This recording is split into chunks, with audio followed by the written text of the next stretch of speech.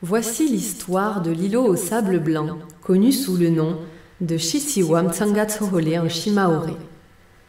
Il y a très longtemps, à l'époque des rois, au large de l'île de Mayotte, se trouvait l'île de Sazilé. L'île de Sazilé était un petit royaume très riche où régnait le célèbre roi Mustapha. À la naissance de sa première princesse, Inaya, le roi fut tellement heureux qu'il promit à sa reine qu'au mariage de sa fille, il fera une cérémonie qui n'a jamais existé jusqu'à maintenant.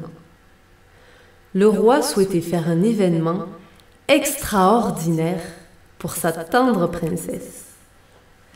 Un beau jour, le prince Karim de l'île de Mtsamboro venait à demander la main de la princesse Inaya. Alors, le roi commença à consulter tous les sages de son royaume pour réaliser l'événement le plus prestigieux pour sa fille. Le premier sage proposa d'offrir à la princesse un cheval blanc. Le roi trouva cette idée trop simple pour une riche princesse. Un deuxième sage proposa au roi de couvrir sa fille d'or pour qu'elle brille comme le soleil. Le roi ne fut pas très enchanté. De l'or, la princesse en aura déjà, car c'est une princesse. Le troisième sage, au lieu de proposer une idée au roi, préféra plutôt poser une question au roi. « Dis-moi, mon roi, quelle est la chose qui a le plus de valeur pour tes habitants ?» Le roi répondit alors « L'élément le plus valeureux dans mon royaume est la nourriture. » C'est alors que le sage proposa au roi de nourrir toute sa population pour le mariage de la princesse. Le roi déforma l'idée et ordonna que le jour du mariage, la princesse ne devra pas toucher la poussière et qu'elle devra marcher sur des grains de riz. Le riz est tellement précieux que même les nobles ne peuvent pas en avoir tous les jours. C'est alors que des mois avant le mariage, le roi ordonna de ne pas consommer du riz et de le garder pour le mariage.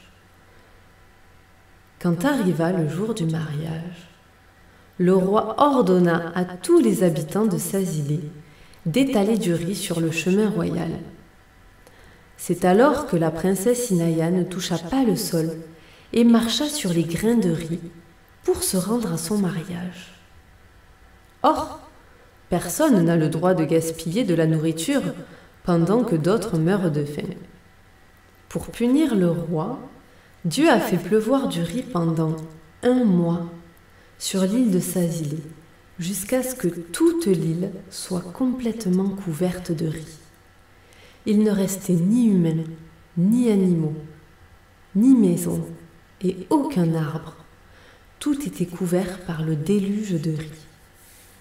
Et, depuis ce jour, les habitants des îles voisines de Mayotte ont décidé de ne jamais manquer de respect à la nourriture. Tous les enfants finissent leur assiette à chaque repas. De nos jours, l'île de Sazilé est devenue un îlot touristique qui se visite et qui est visible depuis les plages de Mayotte.